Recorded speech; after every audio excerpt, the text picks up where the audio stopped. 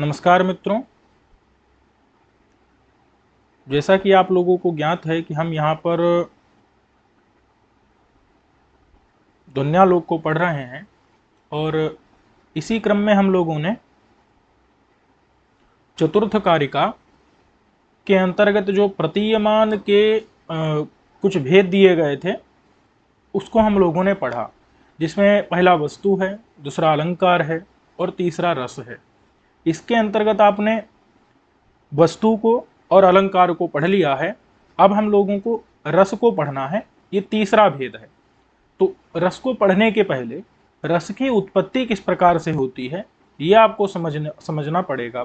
ठीक है, तो देखिए कुछ चीजें हैं ये आपको समझ लेनी चाहिए कि रस की उत्पत्ति के प्रति कुछ कारण होते हैं। ठीक है, वो कारण होते हैं विभाव, अनुभाव, व्यभिचारी भाव और स्थायी भाव।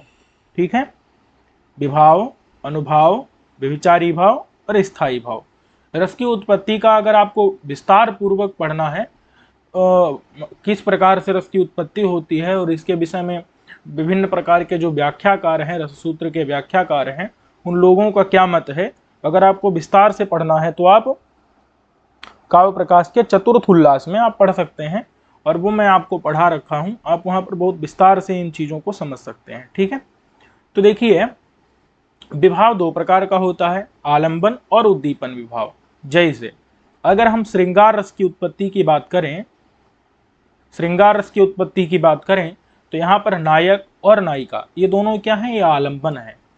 नायिका को देख करके नायक के अंदर प्रेम उत्पन्न होता है, तो नायक के अंदर जो प्रीति उत्पन्न हो रही है उसका आलंबन नायिका है, और नायिका के अंदर जो प्रीति उत्पन्न हो रही है उसका आलंबन नायक है। फिर इनकी जो प्रीति है, इनकी जो रति है, उसको उद्दीप्त कौन करता है, तो उद्दीप्त करता है जैसे रात, उसमें चंद्रमा का उदय हो रहा है, शीतल मंद सुगंधित वायु बह रही है। तो इस प्रकार की जो प्रकृति है, जो वातावरण है वहां पर का, वो क्या करता है, वो रति को उद्दीप्त कर देता है। तो दो प्रकार का विभाव होता है, आलंबन विभाव और उद्दीपन विभाव। ठीक है, अब देखिए ये जो होता है ना विभाव, ये वाच्य होता है, यानी श्लोक में कहा गया होता है। जो अनुभाव है, उसके बाद देखिए विभाव जो है ना वो कारण है, वो क्या है, कारण के रूप में माना गया है, और अनुभाव जो है वो कार्य के रूप में।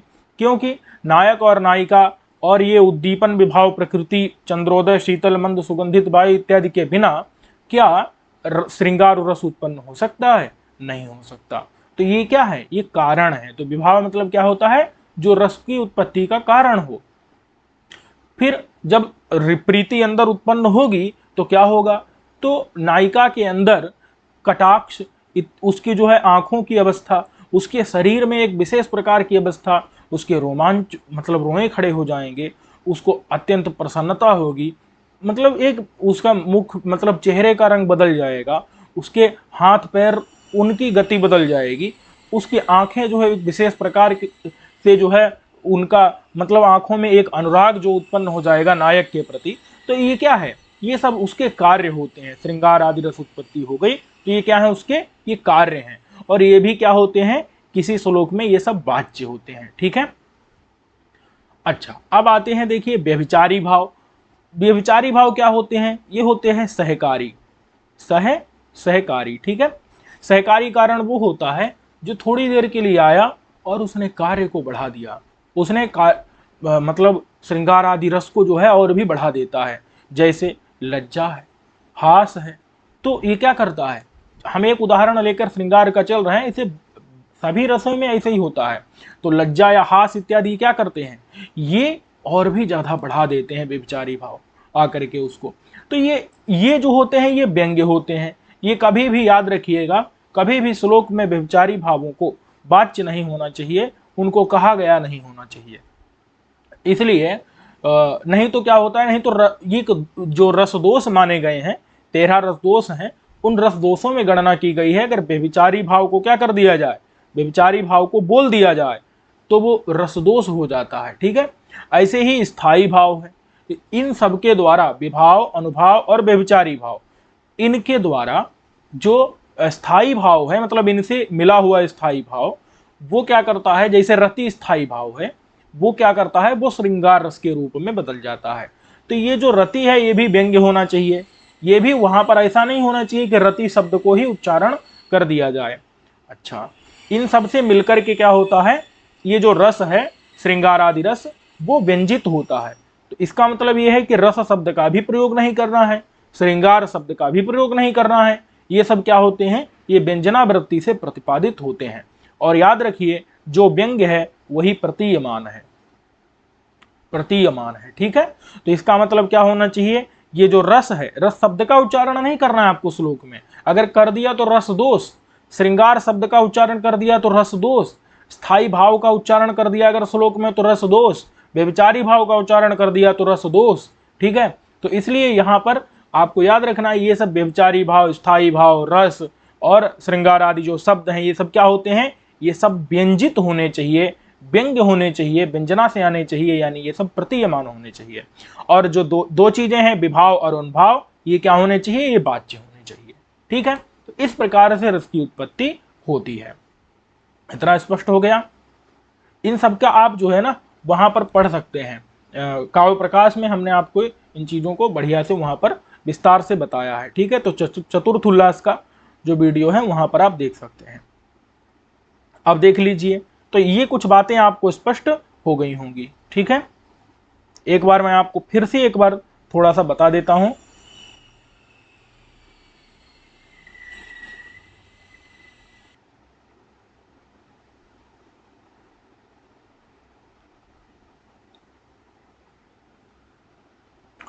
देख लीजिए, सबसे पहले तो हम लोगों ने काव्य की आत्मा के रूप में देखा प्रतीयमान, और फिर प्रतीयमान का भी पहला भेद देखा वस्तु, दूसरा देखा अलंकार, और तीसरा देखा हमने रस, ठीक है। अब देखिए रस के बारे में ही हमको यहां पर देखना है। अब एक बात और याद रखिए, ये जो तीसरा रस है, इस रस से कुछ अन्य भी लिए जाते हैं, आपको एकदम रट लेने हैं, ठीक है। मैं आपको बता देता हूं, रस, भाव, रसाभास, भावाभास,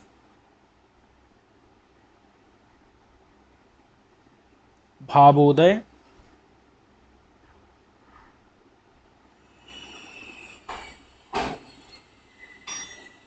भाव शांति, भाव संधि, भाव सबलता, ठीक है। ये भी रस से ही ले लिए जाते हैं, ठीक है। देखिए रस, भाव, रसाभास, भावाभास। देखिए आभास में क्या होता है, जहां पर अनुचित रूप से रस का या भाव का वर्णन किया जाए तो उसको हम रसाभास, भावाभास कहते हैं, ठीक है। और भाव का जहां पर अनुचित रूप से वर्णन किया जाए उसको भावाभास कहते हैं, ठीक है। भाव क्या होता है अगर बात की जाए, तो जो रस तो आपको बहुत बार आपने पढ़ा होगा, लेकिन भाव क्या होता है, तो भाव होता है जब व्यभिचारी भाव, आपने विभाव, अनुभाव और व्यभिचारी भाव, व्यभिचारी भाव कितने हैं, 33 हैं। अगर 33 व्यभिचारी भाव, 33 व्यभिचारी भाव व्यंजित होते हैं, क्या होते हैं, व्यंजनावृत्ति से उपस्थापित होते हैं, तो वो भाव कहे जाते हैं। अथवा देवता विषयक, गुरु विषयक और राजा विषयक, माता पिता विषयक जो रति होती है, देखो कांता यानी कि प्रेमिका के विषय में जो रति होगी वो तो श्रृंगार रस है, लेकिन देवता, गुरु, राजा, मुनि इत्यादि के विषय में जो रति प्रेम होता है तो वो भाव कहा जाता है। और जो 33 जो व्यभिचारी भाव हैं, जब वो व्यंजना से उपस्थापित होते हैं तो उनको भाव कहा जाता है, ठीक है। रसाभास, जब इसी को गलत रूप से रस को और भाव को वर्णित किया जाए तो रसाभास और भावाभास होता है। अब अगर यही जो भाव है, इस भाव का कभी उदय हो सकता है, जैसे किसी नायिका को गुस्सा आ सकता है, अथवा उसके गुस्से का शांति हो सकता है, तो इस भाव का उदय हो सकता है, भाव की शांति हो सकती है। भाव की संधि में क्या होता है, संधि का मतलब है दो भाव, दो भाव, ठीक है, एक भाव और एक भाव, दो भाव मिलते हैं तो संधि होती है। और भाव सबलता का मतलब होता है अनेक भाव, अनेक भाव जब मिलते हैं तो क्या होती है, वहां पर भाव सबलता होती है, ठीक है। अनेक भाव जब मिलते हैं तो क्या होती है, भाव सबलता होती है। इतना आपको स्पष्ट हो गया, ठीक है। अब यहां पर जो है ना, रस के बारे में हमने आपको कुछ बातें और बताई। क्या बताई कि हमेशा याद रखिए, रस कभी भी वाच्य नहीं होता है। क्या होता है रस, रस व्यंग्य होता है, ठीक है। रस क्या होता है, रस व्यंग्य होता है, कभी भी वाच्य नहीं होता। अगर हो गया तो रस दोष हो जाएगा। ऐसे ही याद रखिएगा कि रस की उत्पत्ति के प्रति जो व्यभिचारी भाव है, व्यभिचारी भाव भी वाच्य नहीं होता है। ऐसे ही व्यभिचारी भाव भी वाच्य नहीं होता, स्थायी भाव भी वाच्य नहीं होता, श्रृंगार आदि शब्द भी वाच्य नहीं होते हैं। सिर्फ विभाव और अनुभाव ये दोनों ही वाच्य होते हैं, ठीक है। याद रखिए, अगर कहीं पर श्रृंगार शब्द का प्रयोग कर दिया तो क्या वहां पर श्रृंगार रस की प्रतीति होगी, नहीं होगी। कहीं पर अगर हमने रस का प्रयोग कर दिया तो क्या रस की प्रतीति होगी, नहीं होगी। जब तक विभाव अनुभाव इत्यादि नहीं रहेंगे तब तक श्रृंगार आदि शब्द कहने पर भी उसकी प्रतीति नहीं होगी। यही नियम आपको याद रखना है। पूरे में यही बताया गया है, सिर्फ आप जब पढ़ेंगे यहां पर तो सिर्फ आपको यही बताया गया है कि रस शब्द का प्रयोग करने पर या श्रृंगार शब्द का प्रयोग करने पर क्या होता है, रस का या श्रृंगार का प्रयोग करने पर रस या श्रृंगार की प्रतीति नहीं होती है। और अगर विभाव आदि का प्रयोग किया जाए, विभाव आदि मतलब विभाव आदि समझ रहे हैं ना, विभाव अनुभाव व्यभिचारी भाव इत्यादि का प्रयोग हो तो वहां पर श्रृंगार आदि की प्रतीति होती है। इसका मतलब यह है कि श्रृंगार आदि की प्रतीति के प्रति श्रृंगार या रस शब्द का प्रयोग कारण नहीं है, अब विभाव आदि को वहां पर रहना चाहिए, ठीक है। और रस और श्रृंगार ये सब क्या होने चाहिए, व्यंजित होने चाहिए। चलिए अब यही सब यहां पर लिखा हुआ है, एक बार हम लोग देख लेते हैं।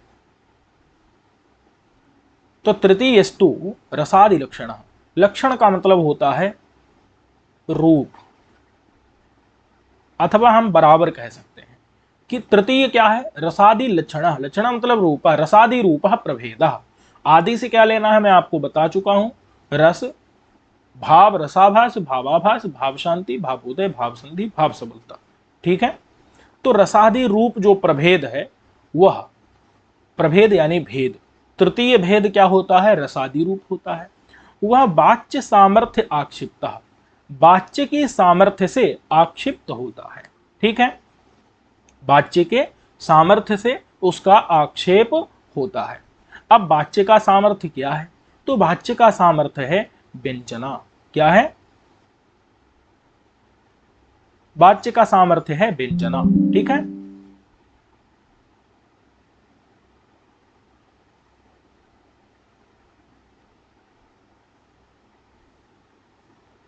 वाच्य का सामर्थ्य क्या है, व्यंजना।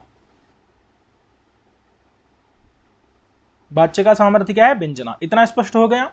तो देखिए उसके सामर्थ्य से ये आक्षिप्त होता है और आक्षिप्त होकर के प्रकाशित होता है, ठीक है। माने कि अभिव्यक्त होता है ये जो रस है, रस भाव इत्यादि। न तो साक्षात शब्द व्यापार विषय, साक्षात ये शब्द के व्यापार का, देखो साक्षात शब्द का व्यापार क्या है, साक्षात शब्द का व्यापार है अभिधा। क्या है, अभिधा। अभिधा का ये विषय नहीं होता है। अभिधा का विषय जो होता है उसे हम वाच्य कहते हैं, माने जो अभिधा शक्ति से आता है वो वाच्य होता है। तो रसादि जो है वो वाच्य नहीं होता, ठीक है। शब्द के अंदर तीन शक्तियां होती हैं, आपको पता है कौन कौन सी होती हैं, अभिधा होती है, लक्षणा होती है और एक मिनट, हाँ, व्यंजना होती है। तो लक्षणा शक्ति से आया हुआ क्या कहा जाता है, लक्ष्य कहा जाता है। यह रसादि लक्ष्य भी नहीं होता। और व्यंजना होती है, व्यंजना से आया हुआ क्या कहा जाता है, व्यंग्य कहा जाता है। तो ये रसादि क्या होता है, व्यंग्य होता है। अथवा व्यंग्य को ही क्या कहते हैं, प्रतीयमान कहते हैं। तो ये क्या होता है, ये प्रतीयमान होता है। इतना स्पष्ट हो गया कि नहीं। जो शब्द का साक्षात व्यापार है, जो साक्षात व्यापार अभिधा है, उस व्यापार का ये विषय नहीं होता है, यानी ये वाच्य नहीं होता, क्योंकि अगर अभिधा हो गया या अभिधा का विषय हो गया तो वाच्य हो जाएगा। तो इसलिए वाच्याद विभिन्न एवं, वाच्य से ये विभिन्न होता है, अलग होता है। ठीक है, जो रसादी है वो क्या होता है, रसादी व्यंग्य होता है, वाच्य नहीं होता। वो वाच्य के सामर्थ्य से आक्षिप्त होता है, क्योंकि भाई बिना वाच्य के क्या रसादी की प्रतीति हो सकती, नहीं हो सकती। पहले तो श्लोक का वाच्य अर्थ लिया जाएगा, फिर उससे जो है एक व्यंग्य अर्थ निकलेगा। ठीक है, याद रखिएगा, वाच्य कौन होता है, विभावादि। विभावादि क्या होते हैं, ये विभावादि वाच्य होते हैं, और इनके द्वारा क्या निकल करके आता है, इनके द्वारा यहां पर व्यंग्यार्थ रसादि निकल करके आता है। ठीक है, याद रखिएगा, वाच्य क्या होते हैं, विभावादि। उन वो साक्षात शब्द व्यापार के विषय होते हैं, यानी कि साक्षात शब्द व्यापार जो अभिधा है उसके ये विषय होते हैं, माने वाच्य होते हैं विभावादि। लेकिन जो रसादि है वो नहीं होता, वो व्यंग्य होता है। वो वाच्य के सामर्थ्य से, यानी विभावादि के द्वारा रसादि का क्या होता है, आक्षेप होता है, माने अभिव्यक्त होता है। इतना तो स्पष्ट है ना, बिना बिना विभावादि के थोड़े ही आएगा कोई रस का बोध होगा। विभाव अनुभव व्यभिचारी भाव के बिना क्या होगा, रस का बोध नहीं होगा। तो इसलिए विभावानुभाव व्यभिचारी भाव इत्यादि इनके द्वारा रस का बोध होता है, इनके सामर्थ्य से उसका आक्षेप होता है। तो वाच्य सामर्थ्य से आक्षिप्त रसादि प्रकाशित होता है, साक्षात शब्द व्यापार का विषय नहीं होता है, इसलिए वो वाच्य से विभिन्न ही है। तथा ही, क्योंकि वाच्यत्वं तस्य, देखो अब कहते हैं अगर रस वाच्य मानोगे, अगर क्या मानोगे, अगर रस को हम क्या मानेंगे, वाच्य मानेंगे, तो वाच्य हम रस को दो प्रकार से मान सकते हैं, या तो स्वशब्द निवेदितत्वेन अथवा विभावादि प्रतिपादन मुखेन। मतलब स्व माने कि अपने, स्व शब्द मतलब जो रस का अपना शब्द है। अपना शब्द रस का क्या है, अपना शब्द है रस का, रस है अथवा श्रृंगार आदि है। ठीक है, तो श्रृंगार आदि जो ये शब्द हैं अथवा रस शब्द है, क्या इनके द्वारा रस की प्रतीति होती है, नहीं होती। तो स्व शब्द निवेदितत्वेन या तो मानोगे, माने रस या श्रृंगार शब्द के द्वारा रस की प्रतीति मानोगे, अथवा आप विभाव इत्यादि का प्रतिपादन करके मानोगे। मतलब विभावादि प्रतिपादन मुखेन मतलब क्या है, विभाव अनुभाव व्यभिचारी भाव इत्यादि के प्रतिपादन के द्वारा वहां पर रस को वाच्य मानोगे। और या तो रस को स्व शब्द से निवेदित माने रस का जो अपना शब्द, अपनी अनुपूर्वी, अपना जो रस का श्रृंगार आदि शब्द जो है उनसे उसको वाच्य मानोगे, रस को वाच्य मानोगे। ये दो पक्ष इन्होंने यहां पर उठा दिए। ठीक है, तो कहते हैं कि इन दोनों पक्षों में पूर्वस्मिन पक्ष, पूर्व पक्ष में जो पूर्वस्मिन पक्ष यानी पूर्व पक्ष में क्या है, कहते हैं कि अगर वाच्य रस को मानोगे स्व शब्द निवेदितत्वेन, स्व शब्द निवेदितत्वेन रस को अगर वाच्य मानोगे तो स्व शब्द निवेदितत्वाभावे रसादीनाम अप्रतीति प्रसंग। ये इन्होंने एक विशेष बात कही कि अगर ऐसा मानोगे, स्व शब्द निवेदितत्वेन मानोगे, तो जब रस को स्व शब्द से निवेदित नहीं किया जाएगा, स्व शब्द का मतलब होता है या तो रस शब्द का प्रयोग किया जाए, स्व शब्द मतलब अपना बोधक शब्द, रस का प्रयोग किया जाए, या फिर श्रृंगार आदि का प्रयोग किया जाए। तो स्व शब्द के द्वारा जब निवेदित मतलब होता है बोधित के अभाव में, यानी कि जब रस को रस या श्रृंगार शब्द से नहीं कहा जाएगा तो वहां पर रसादि की अप्रतीति होने लगेगी। ये समझे कि नहीं, रसादि नाम अप्रतीति प्रसंग, रसादि की अप्रतीति मतलब प्रतीति नहीं हो पाएगी, और जबकि ऐसा होता नहीं है। याद रखिए, जैसे मैं आपको एक उदाहरण देता हूं, एक उदाहरण से आप थोड़ा सा समझेंगे।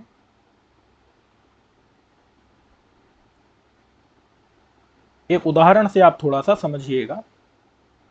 देखो, जैसे एक श्रृंगार रस का उदाहरण है, ठीक है, श्रृंगार का एक उदाहरण है।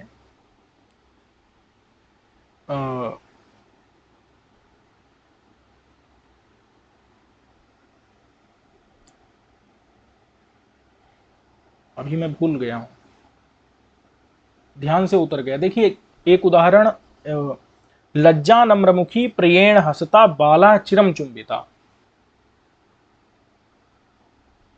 तो ये जो एक श्लोक है, अभी मुझे पूरा याद नहीं आ रहा है, कोई बात नहीं, तो इसमें आपको कहीं भी श्रृंगार शब्द का प्रयोग नहीं मिलेगा, या इसमें कहीं भी रस शब्द का प्रयोग नहीं मिलेगा।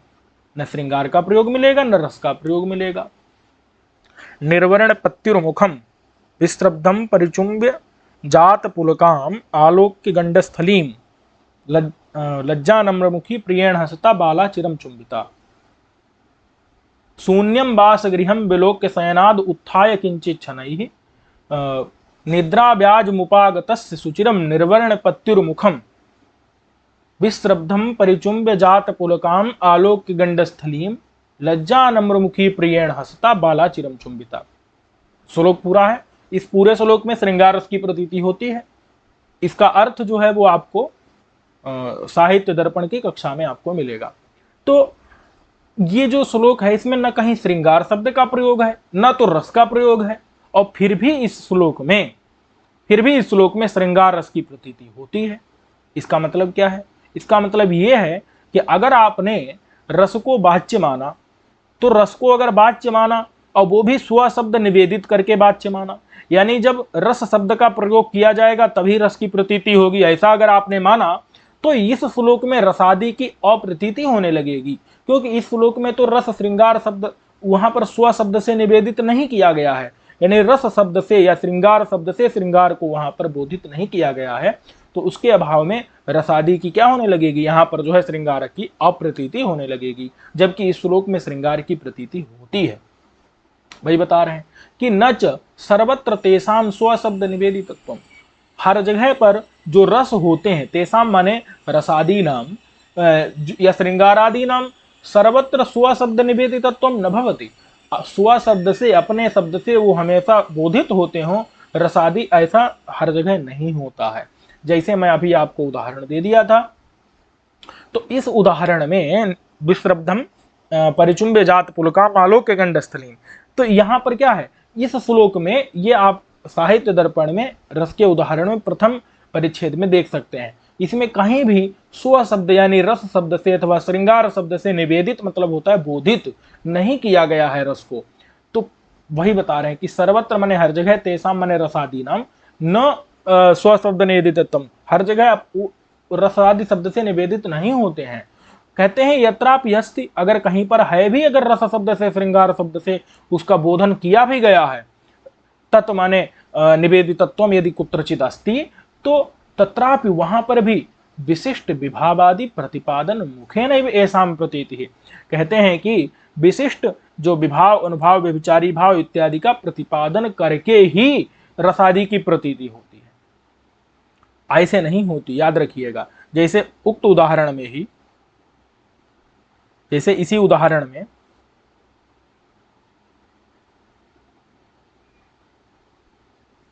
मैं आपको समझाता हूं, देखिए, शून्यम वासगृहम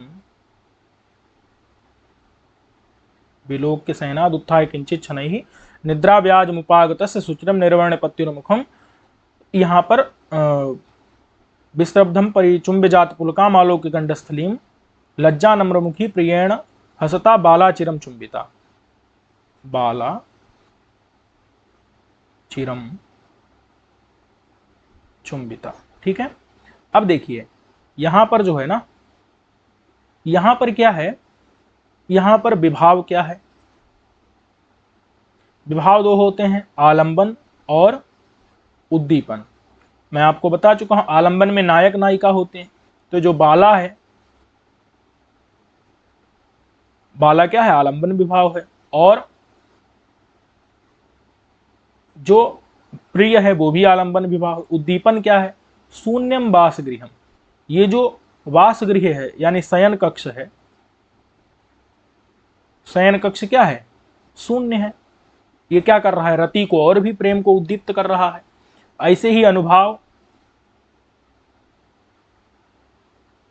तो अनुभाव क्या है, निर्वर्ण पत्युर्मुखम, पति का मुख देखना, पति का, प्रिय का मुख देखना, और उसके बाद चूमने के अनंतर जो है क्या होना, उसके जो माने रोमांच हो जाना, प्रिय को रोमांच हो जाना, ये सब क्या है, ये अनुभाव है। ठीक है, अथवा और जो है चुंबन, ये सब क्या है, ये अनुभाव है। तो ऐसे ही व्यभिचारी भाव क्या है, तो लज्जा या हंसना, हास, ये क्या है, व्यभिचारी भाव है। इन सब के द्वारा जो रति है वो पुष्ट होकर के श्रृंगार के रूप में यहाँ परिणत हो जाती है। तो अब बात ये क्या है, यहाँ पर समझना ये है कि क्या यहाँ पर कहीं भी रति का प्रयोग किया है, क्या श्रृंगार का प्रयोग किया है, क्या रस का प्रयोग किया है, नहीं किया है। उसके बावजूद यहाँ रस की प्रतीति होती है कि नहीं, इस श्लोक में होती है। तो यानी कि विभाव अनुभाव आदि, विभाव अनुभाव, व्यभिचारी भाव और स्थायी भाव इत्यादि के द्वारा मिलकर के जो है वहां पर रस की प्रतीति होती है। रस शब्द से, श्रृंगार शब्द से उसकी प्रतीति नहीं होती है, यही बताना है यहां पर, समझिएगा इसको। तो कि नच माने सर्वत्र, हर जगह पर, तेसाम माने रस इत्यादि स्व शब्द से निवेदित होते हैं, रस शब्द से उनका निवेदन किया जाता, ऐसा नहीं है। और यत्रापि अस्ति, कहीं भी अगर मानो श्रृंगार का प्रयोग अगर कर भी दिया, कहीं रस का प्रयोग कर भी दिया, तो वहां पर भी विशिष्ट जो विभाव आदि हैं, यानी एकदम विशेष रूप से जो विभाव आदि हैं, उनके प्रतिपादन के द्वारा ही उनकी प्रतीति हो, रसादि की प्रतीति होती है। अगर कहीं पर रस शब्द का प्रयोग कर दिया, यानी स्व शब्द का, स्व शब्द यानी रस का, श्रृंगार का अगर प्रयोग कर दिया है, तो वो वहां पर क्या होगा, सा केवलम अनुद्यते, उसका केवल क्या हो रहा है, अनुवाद हो रहा है। अनुवाद मतलब जो विभावादि के द्वारा जिसकी प्रतीति हो चुकी है, उसको सिर्फ क्या कहा जा रहा है, दोबारा उस श्रृंगार शब्द के द्वारा कह दिया जा रहा है। जैसे इसी श्लोक में अगर मान लो इन विभाव, अनुभाव, व्यभिचारी, स्थायी भाव इत्यादि के द्वारा क्या हो गया था, इन सब के द्वारा मिलकर के क्या हो गया, श्रृंगार की प्रतीति हो गई। ठीक है, अब अगर श्रृंगार शब्द का भी प्रयोग कर दिया जाए, या रस शब्द का भी प्रयोग कर दिया जाए, क्या कर दिया जाए, यदि रस का भी प्रयोग कर दिया जाए, श्रृंगार शब्द का भी प्रयोग कर दिया जाए, तो वो क्या होगा, वो तो विभाव, अनुभव, विचारी भाव, स्थायी भाव के द्वारा प्रतीति हो गया है श्रृंगार। तो अगर फिर से अगर कोई इसी श्लोक में क्या कर दे, श्रृंगार का प्रयोग कर दे, तो ये श्रृंगार तो विभाव, अनुभव, विचारी, स्थायी के द्वारा प्रतीत हो ही चुका है, दोबारा श्रृंगार शब्द का प्रयोग करेगा तो वो सिर्फ क्या कहा जाएगा, वो अनुवाद कहा जाएगा। अनुवाद क्या होता है, आपको याद होगा, अनुवादो पहले से अगर ज्ञात हो, कोई चीज अगर पहले से ही ज्ञात हो, उस ज्ञात का ही क्या कर देना, ज्ञात का कथन कर देना ही क्या कहा जाता है, अनुवाद कहा जाता है। तो विभाव, अनुभव, व्यभिचारी भाव, स्थायी भाव के द्वारा जो व्यंजित हो चुका है श्रृंगार आदि रस, उसको फिर से अगर श्रृंगार शब्द का प्रयोग करके कहा जा रहा है तो वो सिर्फ ज्ञात का कथन है, तो वो अनुवाद होगा। अनुद्यते केवलम, वहां पर श्रृंगार शब्द के द्वारा श्रृंगार की प्रतीति नहीं हो रही है, यही बता रहे हैं कि स्व शब्देन श्रृंगार आदि शब्द के द्वारा सा केवलम अनुद्यते, वो श्रृंगार आदि रस की प्रतीति सिर्फ अनुवाद हो रहा है, न तो तत्कृता, वहां पर ऐसा नहीं है कि श्रृंगार शब्द के द्वारा वहां पर श्रृंगार की प्रतीति की जा रही है, ऐसा नहीं है, न तो नहीं है, तत्कृत माने उसके द्वारा की गई नहीं है। क्योंकि विषयांतरे तथा तस्याह अदर्शनात्, विषयांतर यानी कि जहां पर विभाव, अनुभाव, व्यभिचारी भाव नहीं रहेंगे, क्या वहां पर श्रृंगार शब्द से श्रृंगार की प्रतीति होती है, नहीं होती है। तथा माने उस श्रृंगार आदि के रूप में वहां पर तस्याह माने श्रृंगार आदि रस की प्रतीति, वहां पर विषयांतर यानी कि जहां पर विभाव, अनुभव, व्यभिचारी भाव नहीं रहेंगे, वहां पर तस्याह यानी श्रृंगार आदि रस की प्रतीति अदर्शनात् नहीं देखी गई है, यही बता रहे हैं। देखिए एकदम वाक्य रट लेने वाला है, नहीं केवल श्रृंगार आदि शब्द मात्र भाजी, सिर्फ श्रृंगार आदि शब्द जहां पर रहेगा और विभाव आदि प्रतिपादन रहते, जहां विभाव, अनुभाव, व्यभिचारी भाव इत्यादि का प्रतिपादन नहीं होगा, ऐसे काव्य में मनागपि थोड़ी सी भी रसवत्व की प्रतीति नहीं अस्ति। इस नहीं को हम अस्ति में जोड़ेंगे कि केवल श्रृंगारादि शब्द मात्र जहां पर रहेंगे, मात्र श्रृंगारादि शब्द मात्र से भाजी यानी युक्त, श्रृंगारादि शब्द मात्र वाला जो विभावादि प्रतिपादन से रहित, जिसमें विभाव, अनुभाव, विचारी का प्रतिपादन नहीं होगा, ऐसे काव्य में मना कपि थोड़ी सी भी रसवत्व की प्रतीति ही नहीं अस्ति, प्रतीति नहीं होगी। ठीक है, याद रखिएगा। जैसे हम आपको बता दिए हैं, उदाहरण के रूप में बता दिए शून्यम वास गृहम विलोक्य, इसमें अगर केवल श्रृंगार शब्द रख दिया जाता केवल रस शब्द रख दिया जाता तो क्या यहाँ पर विभावादि नहीं रखा जाता, तो यहाँ पर होती प्रतीति रसवृत्ति की, नहीं होती। यतश्च चूंकि स्व अभिधानम अंतरेण, अपने अभिधान के बिना, केवलेभ्यो विभावादिभ्यो विशिष्टेभ्यो रसादि नाम प्रतीति, मतलब अभिधान मतलब होता है शब्द। शब्द हम आपको बता चुके हैं, स्व शब्द क्या है, स्व शब्द है रस अथवा श्रृंगार। इनके अंतरेण माने बिना भी, केवलेभ्यो अपि, केवल केवल विभाव आदि जो हैं, विशिष्ट का मतलब होता है एक खास विशेष, मतलब सामान्य नहीं, एक विशेष रूप से जो है विभाव आदि, बाला, नायक इत्यादि, इन विभाव आदि का अगर प्रयोग किया जाता है तो उससे रसादि की प्रतीति होती है। शून्यम वास गृहम विलोक्य, देखो इसमें जो है उसमें क्या है, स्व अभिधान नहीं है। स्व माने कि रस या श्रृंगार शब्द का अभिधान माने वहां पर प्रयोग या शब्द का प्रयोग जो है वहां पर नहीं है। अंतरेण माने उसके बिना ही, केवल केवल विभाव आदि का प्रयोग है, उसमें श्रृंगार आदि शब्द का प्रयोग नहीं है। तो ऐसे विभाव आदि के द्वारा भी रसादि की प्रतीति हो गई। और केवलाच स्व अभिधानाद अप्रतीति, केवल केवल अगर हम श्रृंगार लिख दें, हमने लिख दिया श्रृंगार, क्या आपको श्रृंगार रस की प्रतीति हुई? नहीं होगी। हमने लिख दिया रस, आपको रस की प्रतीति होगी? नहीं होगी। केवलाच, केवल केवल श्रृंगार शब्द से, स्व अभिधानात् माने स्व अभिधान से, स्व शब्द से वहां पर रसादि की प्रतीति नहीं होती है। तस्मात्, इसलिए अन्वय व्यतिरेकाभ्याम, अन्वय व्यतिरेक क्या होता है कि अन्वय व्यतिरेक मतलब होता है कारण होने पर कार्य होना और कारण न होने पर कार्य न होना। तो देखो, जब होना रहेगा केवल तो ये रहेगा अन्वय, और जब न होना रहेगा तो क्या होगा, ये व्यतिरेक। ठीक है, स्पष्ट हो गया। अब देखो, अब ये दो चीजें रहनी चाहिए, ये दो चीजें हमको बताती हैं बहुत सारी चीजें जो है, जैसे घड़ा रहे, कारण क्या है, दंड, दंड रहेगा कारण होगा तो कार्य घड़ा होगा, अन्वय है। और दंड कारण नहीं होगा तो कार्य घड़ा नहीं होगा, व्यतिरेक है। अगर पिताजी रहेंगे तो बेटा होगा, कारण रहेगा कार्य होगा, अन्वय है। पिता नहीं रहेगा तो बेटा नहीं होगा, तो ये क्या है, व्यतिरेक है, स्पष्ट है। ऐसे ही यहां पर भी देख लो कि रसादि की प्रतीति होती है, किसके बिना, स्व अभिधान मंत्रेण, रसादि शब्द का अभिधान किए बिना भी केवल विभावादि से भी रसादि की प्रतीति होती है। और जहां पर स्व अभिधान ही किया जाता है, विभावादि नहीं रखे जाते हैं, तो वहां रसादि की प्रतीति नहीं होती है।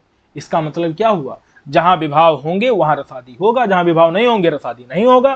तो यानी कि कारण क्या हुआ, कारण हुआ विभावादि, कि जहां पर विभावादि होंगे वहां पर कार्य होगा, रसादि प्रतीति होगी, जहां विभावादि नहीं होंगे वहां रसादि प्रतीति नहीं होगी। और श्रृंगार रस के बाद ये जो स्व शब्द हैं, श्रृंगार रस इत्यादि शब्द जो हैं, ये शब्द अगर रहेंगे भी तो भी नहीं होगी प्रतीति, तो इसका मतलब ये कारण नहीं है। तो ये इतना याद रखिएगा। तस्मात् अन्वय व्यतिरेकाभ्याम, अन्वय व्यतिरेक के द्वारा अविधेय माने जो वाच्य है, क्या वाच्य है, विभावादि। ये विभावादि क्या होते हैं, वाच्य होते हैं, अविधेय। इनके सामर्थ्य से आक्षिप्त ही होता है रस, सामर्थ्याक्षिप्तत्व रसादी नाम, न स्वाभिधेयत्व कंचित, माने ये कभी भी जो है अविधेय नहीं होता, कभी भी क्या नहीं होता है। अच्छा, न तू है, यहां पर तू कर दीजिए, न तू अविधेयत्व कथंचित, कभी भी जो है रसादी का अविधेयत्व नहीं होता, कभी रसादी वाच्य नहीं होते हैं। ठीक है, इति तृतीयोपि प्रभेदो वाच्याद भिन्न एव, इसलिए जो तीसरा भेद है, तीसरा भेद क्या था, रसादी का भेद। रसादी में आदि से क्या लेना है, रसभाव, रसाभास, भावाभास इत्यादि।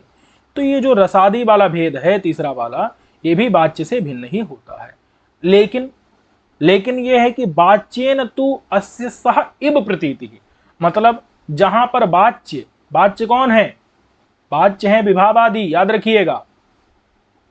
जहां विभावादि प्रतीत होते हैं उसके तुरंत ही बाद, ऐसा नहीं है कि बहुत देर में, तुरंत बाद में क्या होता है, मतलब ऐसा नहीं कि क्रम होता है, लेकिन क्रम पता ही नहीं चल पाता कि कब विभावादि की प्रतीति हुई और कब श्रृंगार रस की प्रतीति हो गई।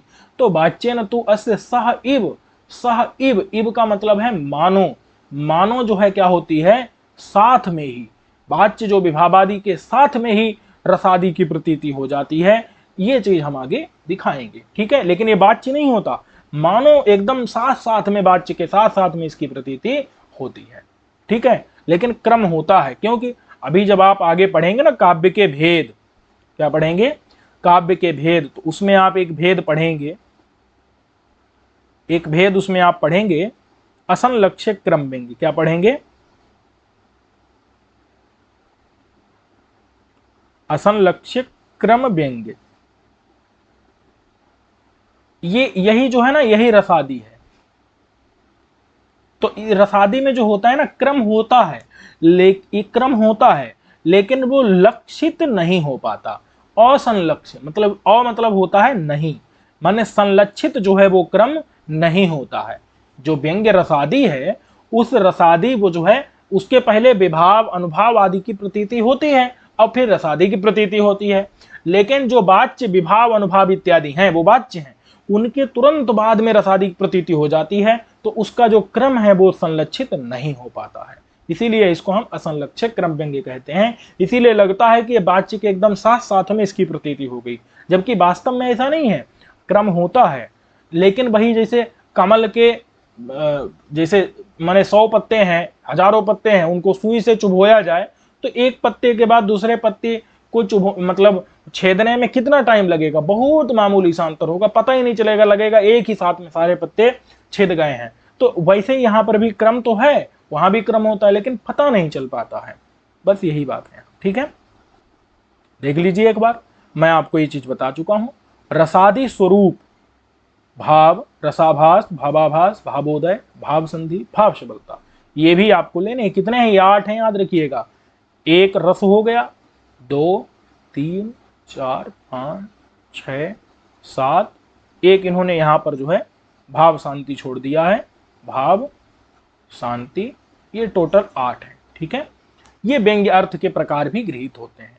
तो याद रखिए, विभाव आदि हमेशा क्या होते हैं, वाच्यार्थ रूप होते हैं। सिर्फ कौन कौन, विभाव और अनुभाव। बेविचारी भाव, संचारी भाव, स्थायी भाव वाच्य नहीं होते हैं, व्यंग्य होते हैं। रस भी वाच्य नहीं होता है, व्यंग्य होता है। तो वाच्यार्थ रूप, लेकिन विभाव और अनुभाव वाच्यार्थ होते हैं। उनके सामर्थ्य से, सामर्थ्य से मतलब उनके बोध के पश्चात क्या होता है, उनकी जो व्यंजना नामक शक्ति है, उससे आक्षिप्त माने अभिव्यक्त होकर के रसादी प्रकाशित होते हैं, यानी बोध के विषय बनते हैं। अब याद रखिए, वो वाच्य नहीं होते, वो अभिधा शक्ति से आक्षिप्त या अभिव्यक्त होकर के प्रकाशित नहीं होते, याद रखिएगा। ठीक है, जो विभावादि हैं वो तो अभिधा शक्ति से आक्षिप्त अभिव्यक्त होते हैं, लेकिन वो जो रसादी हैं वो अभिधा शक्ति के विषय नहीं होते हैं। ठीक है, वो अभिधा शक्ति से आक्षिप्त मतलब समझिएगा, अभिधा शक्ति से मतलब वाच्य से वो आक्षिप्त होते हैं, अभिव्यक्त होते हैं, लेकिन वो अभिधा शक्ति के विषय नहीं होते। ये अंतर है यहाँ पर। अभिधा शक्ति से आक्षिप्त यानी अभिव्यक्त तो हो सकते हैं, लेकिन वो अभिधा शक्ति के विषय नहीं होते हैं। तो वो विषय अगर हो गया तो वो वाच्य हो जाएगा, और अगर उससे आक्षिप्त हो, अभिव्यक्त हो रहा है, तो वो व्यंग्य होगा। तो रसादी रूप जो व्यंग्य अर्थ है वो वाच्य अर्थ से भिन्न स्वरूप वाला ही है, वाच्य होना तो संभव ही नहीं है, क्योंकि रस इत्यादि का वाच्य तो 2 प्रकार से हो सकता है। रस कैसे वाच्य होगा, 2 प्रकार से। एक तो उसके जो स्ववाचक रस है अथवा श्रृंगार आदि शब्द हैं। ठीक है, क्या है कि माने कि रस का वाचक तो कैसे हो सकता है, तो या तो रस का वाचक, स्ववाचक माने रस का वाचक रसादि शब्द हो अथवा श्रृंगार आदि शब्द हो। ठीक है, ये एक तरीका है। और दूसरा क्या है कि अभिधा के द्वारा यहां पर जो है विभावादि का वर्णन कर दे।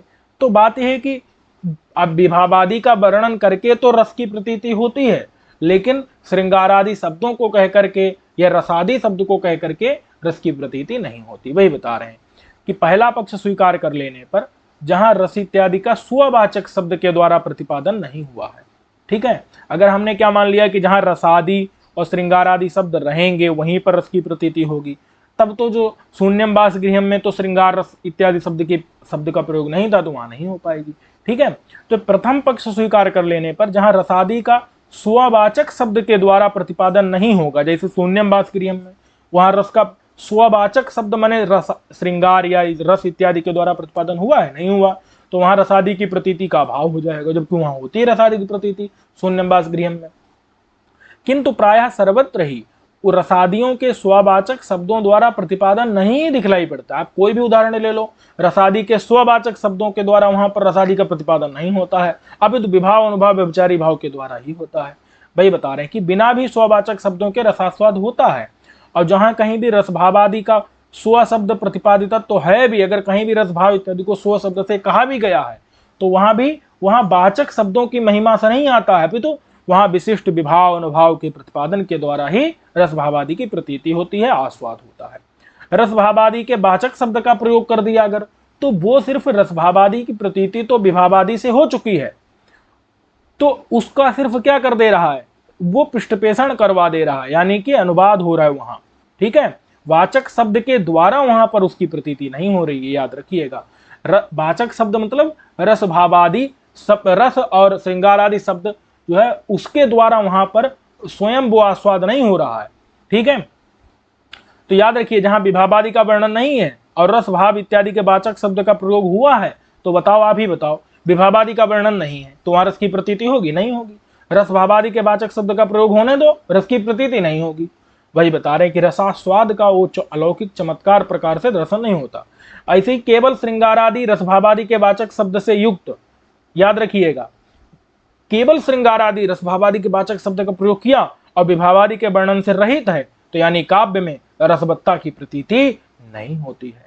तो याद रखिए कि रसभावादि के जो वाचक शब्द हैं उनके वो नहीं चाहिए, उनके बिना भी केवल विशिष्ट विभावादि वर्णन होंगे तो रसादि की प्रतीति होगी। अब विशिष्ट विभावादि के प्रतिपादन अगर नहीं होगा, केवल रसादि के स्ववाचक शब्द का प्रयोग होगा, तो वहां पर रसादि की प्रतीति नहीं होगी। तो अन्वय व्यतिरेक संबंध से पता चला कि विभावादि प्रतिपादन जहां पर किया जाता है, यानी विभावादि जहां वाच्यार्थ रहते हैं, तो वहां रसादि वहां पर व्यंग्य होता है, उसके आस्वादन होता है। तो इसलिए जो है रसादि वाच्य जो है वो नहीं होता, ये चीज निकल करके आ गई। ठीक है, तो इस प्रकार से रसादि रूप जो तीसरा प्रतीयमान वाला प्रकार है वो वाच्य से अलग ही है।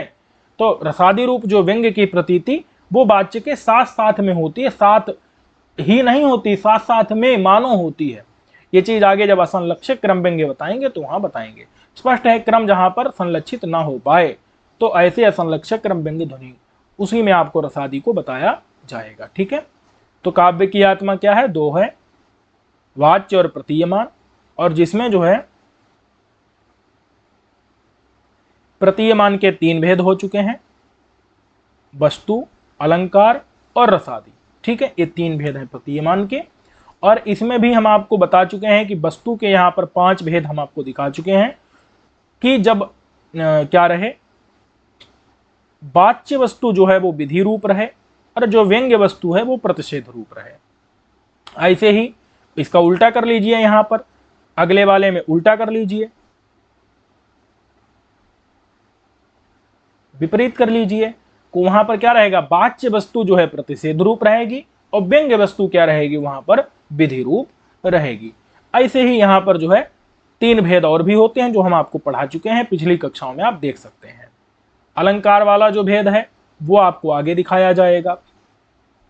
रसादि में क्या क्या लिया जाता है मैं आपको अभी बताया था, रस, भाव, रसाभास, भावाभास, भाव शांति, भावोदय, भाव संधि, भाव सर्वता। ठीक है, इतना आपको स्पष्ट हो गया।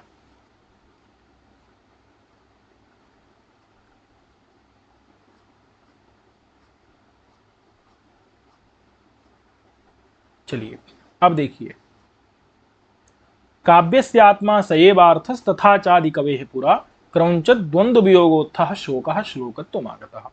कह रहे हैं कि काव्य की आत्मा, काव्यस्य आत्मा मतलब काव्य की आत्मा, स एव अर्थः, स माने वह एव माने ही, वह ही अर्थ जो है काव्य की आत्मा है, वह। अब बताओ वह से क्या लेंगे हम, तो पीछे हमने क्या बताया है, प्रतीयमान, प्रतीयमानम पुनरन्य देव वस्तुस्ति वाणीषु महाकविना, बता चुके ना कारिका चौथी। तो प्रतीयमान वाला जो था उसके भी 3 भेद किए थे, वस्तु, अलंकार और रस। ये जो वस्तु, अलंकार और रस, इन 3 भेद वालों तीन भेद वाला जो प्रतीयमान है वह अर्थ ही काव्य की आत्मा है। ठीक है, तथा च वो बता रहे हैं उसको कैसे, आदि कवेः पुरा क्रौंचित द्वंद्व वियोगोत्थः शोकः श्लोकत्वमागतः। कहते हैं कि पूरा, पूरा माने मतलब पहले, पूरा यानी कि प्राचीन काल में, प्राचीन काल में आदि कवि, आदि कवि कौन थे? आदि कवि महर्षि वाल्मीकि। तो महर्षि वाल्मीकि ने जब देखा था कि शिकारी ने क्रौंच का जो युगल था उसमें एक को मार दिया, एक को मार दिया, तो दूसरा जो बचा हुआ पक्षी था वो रोने लगा। उसके रोने से जो एक शोक उत्पन्न हुआ, वह शोक ही वाल्मीकि के अंदर, मतलब वाल्मीकि के मुख से वही पहले जो पहली छंद रचना उसी शोक के कारण हुई थी, वह शोक ही श्लोक के रूप में परिवर्तित हो गया, काव्य के रूप में वह शोक ही निकल करके आ गया था। तो आदि कवि है, आदि कवि का जो शोक था वह ही पूरा माने पहले पुरातन काल में श्लोकत्व आगतः, श्लोकत्व के रूप में वह परिवर्तित हो गया, यानी काव्य के रूप में वह बदल गया। क्रौंचित द्वंद्व वियोगोत्थः, क्रौंच का जो युगल था उस युगल में एक युगल का वध कर देने के कारण, एक युगल में एक माने पक्षी का वध कर देने के कारण वह दूसरा जो पक्षी था उसके उसको जो वियोग से उत्पन्न उसके अंदर जो मतलब रुदन था, रोदन था, जो वियोग के कारण जो उसका रोना था, उसका जो चीखना चिल्लाना था, उस चीखने चिल्लाने से उत्था माने उठा हुआ जो श्लोक है, उत्पन्न जो शोक है, वह शोक ही श्लोक के रूप में बदल गया। तो यहाँ क्या है? यहाँ शोक बदला था, याद रखिएगा। और शोक क्या है? शोक जो है वो शोक करुण रस का, करुण रस का स्थायी भाव है। यानी कि करुण रस जो है ना वही काव्य के रूप में बदल गया, करुण रस ही श्लोकत्तम यानी कि काव्य के रूप में परिवर्तित हो गया। याद रखिए, इसका मतलब काव्य में सबसे ज्यादा मुख्य क्या होता है? मुख्य रस होता है। और रस, रस का मतलब रस इत्यादि, रस, रस भावादि, रस भावादि क्या होते हैं? यही उसमें मुख्य होते हैं। यद्यपि जो वस्तु और अलंकार हैं वो भी वाच्य की अपेक्षा तो उत्कृष्ट ही होते हैं, लेकिन उन सभी में प्रधान कौन है? प्रधान रस भावादि या रसादि कह सकते हैं, वही प्रधान है। ठीक है, क्योंकि सबसे पहले क्या हुआ था? वह जो रस था यानी करुण रस था अथवा उसका स्थायी भाव शोक था, वही श्लोक के रूप में परिवर्तित हुआ था। तो इससे समझ आता है कि काव्य में मुख्यता, काव्य में मुख्यत्व किसका है? प्रधानता किसकी है? रसादि की ही प्रधानता है। ठीक है, वही बता रहे हैं कि प्रतीयमानम पुनरन्य देवी, इस कारिका में जो प्रतीयमान अर्थ बताया गया है, जो रसादि भावा, रस भावादि बताया गया है, वही काव्य की आत्मा सार है। जैसा कि व्याध के द्वारा जब क्रौंच के जोड़े में एक का वध कर देने पर उत्पन्न जो वियोग था, विरह था, उससे उत्था माने उत्पन्न जो आदि कवि वाल्मीकि का शोक, वह ही श्लोक के रूप में परिवर्तित हो गया था। ठीक है, यही यहां पर जो है बता दे रहे हैं।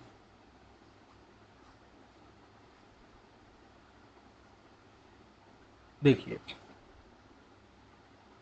विविध वाच्यवाचक रचना प्रपंच चारुण काव्यस्य सेवार्थः सारभूतः। कहते हैं कि बहुत प्रकार के, विविध प्रकार के, बहुत प्रकार के वाच्य और वाचक, माने वाच्य माने अर्थ, वाच्य माने अर्थ और वाचक माने शब्द। इन शब्दों की रचना का प्रपंच, प्रपंच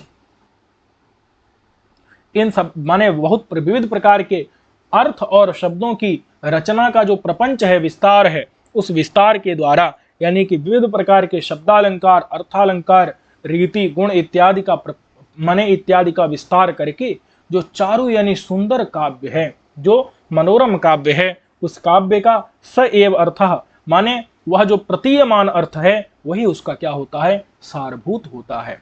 ठीक है, वही उसका प्रधान होता है, वही मुख्य होता है। तथा च आदि कवि वाल्मीकि, आदि कवि वाल्मीकि ने क्या देखा था? जो शिकारी के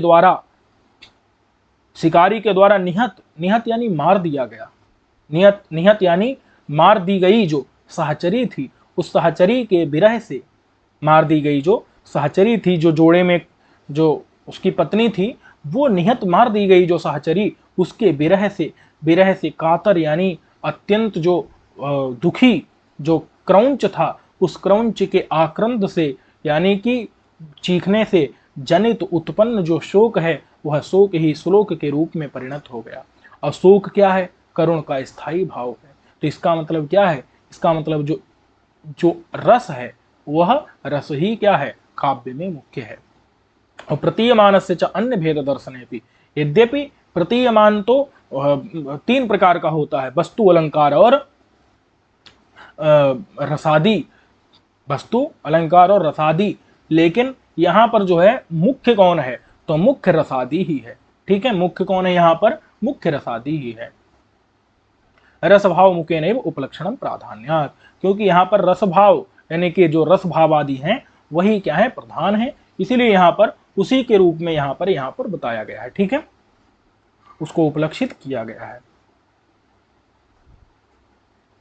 यही चीज यहाँ बता दी गई है।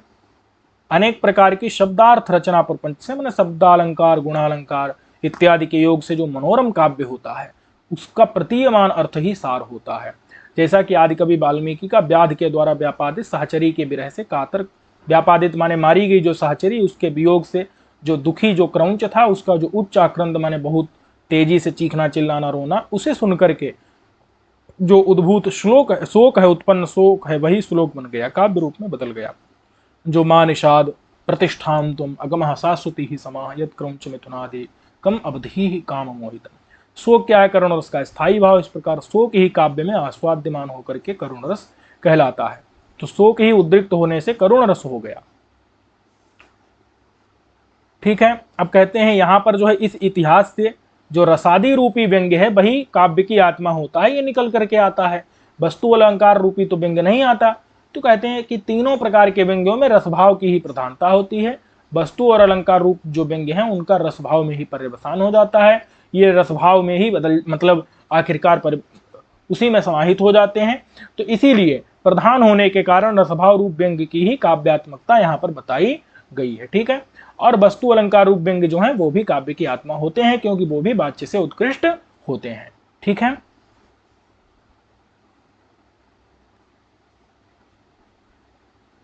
तो इतनी बात स्पष्ट हो गई। अब देखिए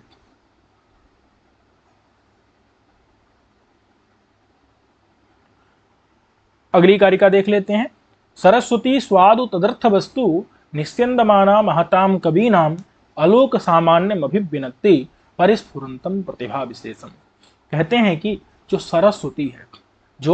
सरस्वती है वह महताम कवीनाम, महताम कवीनाम माने जो अत्यंत प्रतिभाशाली कवि लोग हैं, ऐसे कवियों की जो सरस्वती है, ऐसे कवियों की जो कवि भारती है, वह स्वादु, स्वादु यानी कि आस्वाद जिसका लिया जा सकता है, जो जिसका आस्वाद लिया, आस्वाद योग्य जो तदर्थ वस्तु, तत् अर्थ वस्तु, वह जो प्रतीयमान रूपी अर्थ वस्तु है उसको निस्यंद माना, निस्यंद माना यानी कि प्रवाहित करती है।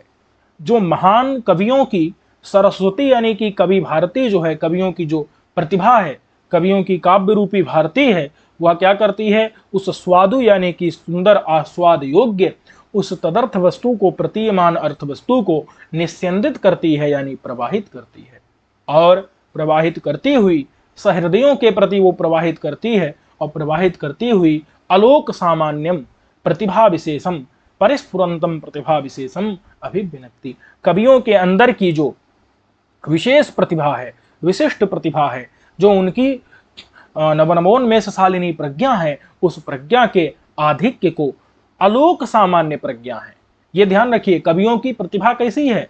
अलोक सामान्य है। अलोक सामान्य यानी कि इस लोक की नहीं है, लोक दुर्लभ है, लोकोत्तर है, दिव्य जो प्रतिभा है, ऐसी प्रतिभा विशेष को, विशेष प्रतिभा को परिस्फुरंतम, परिस्फुरंतम माने अत्यंत प्रकाशित होती हुई जो विशेष प्रकार की प्रतिभा है उसको अभिविनक्ति बोधित करती है, सूचित करती है। ठीक है, यहां कर्ता कौन है? सरस्वती है, और क्रिया क्या है? अभिविनक्ति है। ठीक है, यहां पर और वो क्या करती है? सरस्वती जो है यहां पर उसी का विशेषण है निस्यंद माना। निस्यंद माना यानी कि प्रवाहित करती है सरस्वती, किसको? तो निस्यंद माना का कर्म क्या है? स्वादु तदर्थ वस्तु, जो आस्वाद योग्य तत् माने वह प्रतीयमान जो अर्थ वस्तु है उसको निस्यंदित करती है, प्रवाहित करती है। किसकी सरस्वती है? तो महान कवियों की सरस्वती है। और वह सरस्वती दूसरा कार्य क्या करती है, तो अभिव्यक्ति, अभिव्यंजित करती है, सूचित करती है किसको, अलोक सामान्य प्रतिभा विशेष को, जो कि परिस्फुरंतम यानी कि चारों तरफ प्रकाशित होता हुआ जो अलोक सामान्य, लोक दुर्लभ, इस लोक का नहीं, इस लोक में सामान्य नहीं है वो दिव्य जो विशेष प्रतिभा है उसको अभिव्यंजित करती है सरस्वती, कवियों की कवि भारती। ठीक है, यही बता रहे हैं। तत् माने वह जो वस्तु तत्व है, वस्तु तत्व क्या है, प्रतीयमान अर्थ वस्तु, उसको निश्चंद माना माने प्रकाशित करती हुई, उसको प्रवाहित करती हुई जो महाताम कबीराम, श्रेष्ठ कवियों की जो भारती है, वह कवि भारती है, सरस्वती है, वह अलोक सामान्य, लोक दुर्लभ, दिव्य प्रतिभा विशेष को परिस्फुरंतम यानी कि अत्यंत भाषमान जो प्रतिभा विशेष है उसको अभिव्यक्ति व्यंजित करती है। ये न जिसके द्वारा अस्मिन इस अति विचित्र कवि परंपरा वाहिनी संसारे, अत्यंत विचित्र कवियों की परंपरा वाले इस संसार में, इस जगत में, अत्यंत विचित्र कवियों की परंपरा वाले इस संसार में, इस जगत में कालिदास प्रभृतयः द्वित्राः पंचशावा महाकवयः गण्यन्ते। कालिदास प्रभृतयः, कालिदास इत्यादि, दो तीन, द्वित्राः माने दो तीन, पंचशः माने पांच छह, महाकवि जो है गिने जाते हैं। ठीक है, ये बात स्पष्ट हो गई कि नहीं। तो उस भारतीय कवि की, उस भारती के कारण ही इस अत्यंत विचित्र परंपरा वाले संसार में, कवियों की विचित्र परंपरा वाले, माने कवियों की असंख्य कवि हैं जहां पर, लेकिन वहां पर महाकवि कितने हैं, तो महाकवि वहां पर दो ही तीन हैं, पांच ही छह हैं, कालिदास इत्यादि, क्योंकि उन्हीं के अंदर वो भारती, उन्हीं के अंदर वो भारती है जिसने उनकी प्रतिभा विशेष को ऐसा जो है प्रकाशित किया है, जिसके कारण जो है सहृदयों के प्रति उन लोगों ने प्रतीयमान उस वस्तु तत्व को प्रवाहित कर पाया, और जिसके कारण उनकी महाकवि के रूप में प्रतिष्ठा हुई, उनको महाकवि का पद प्राप्त हुआ। ठीक है, तो इसलिए याद रखिए कि बिना प्रतीयमान का प्रयोग किए कवियों को महाकवित्व पद का लाभ नहीं हो सकता। इसलिए प्रतीयमान अर्थ के प्रति महाकवियों का बहुत ज्यादा आदर रहता है, उस व्यंग्य अर्थ के प्रति महाकवियों का बहुत आदर रहता है। कालिदास को जब आप पढ़ते हैं तो उसमें क्या है, मतलब पदे पदे व्यंजना, अये लब्धम नेत्र निर्वाणम, छोटा सा बोल करके बहुत बड़ा अर्थ वहां पर व्यंजित हो जाता है। ठीक है, चलिए इतना स्पष्ट हो गया।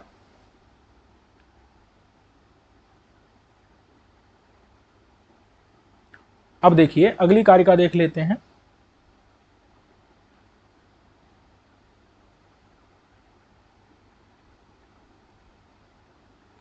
या देखते हैं, समय वैसे हो रहा है तो हम लोग अगले पाठ में मिलेंगे।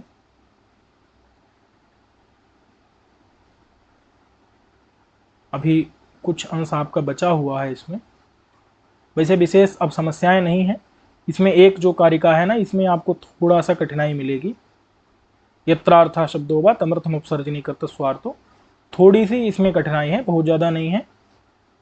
इसी में कुछ उदाहरण है, इनको देखना है। और इसके अतिरिक्त कुछ आपको जो है ये भक्त्या विवर्तनेकत्वम रूप भेदादयम ध्वनि अतिव्याप्ते रथा व्याप्ते न चासो लक्ष्यते, इसमें कुछ उदाहरण है, इनको देखना है। ठीक है, इसके अतिरिक्त तो अब सरलता है, प्रारंभ में थोड़ी अधिक व्याख्या इसमें थी। चलिए, तो अब हम लोग मिलेंगे अगले पाठ में। सभी को नमस्कार।